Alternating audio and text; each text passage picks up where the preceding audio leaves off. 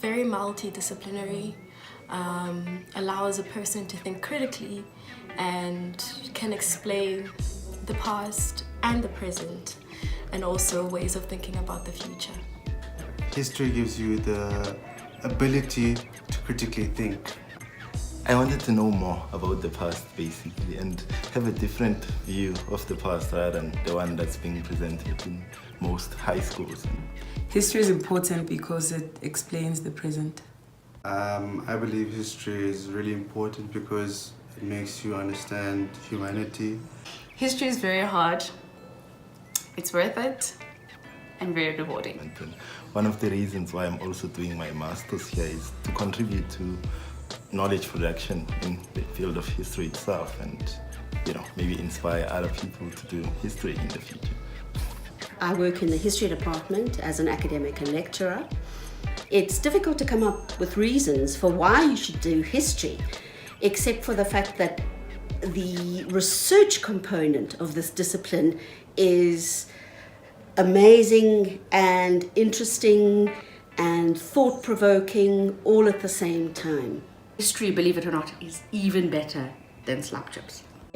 And we're fortunate enough in the history department at UJ to have a lot of latitude in our research. So I think if you're interested in history, we're a fabulous department. There are vibrant and energetic people working here. We have a very good track record in doing gendered research and looking at gender in the context of the racial politics of South Africa and Africa. And I think you will find yourself drawn into the department irrespective of what you might have thought about history. Guava too has a history. Come and find out.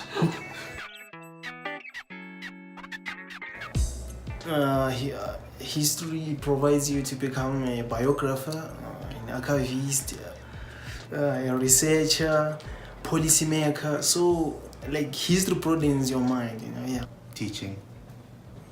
A high school teacher. A lecturer or a researcher. A health researcher.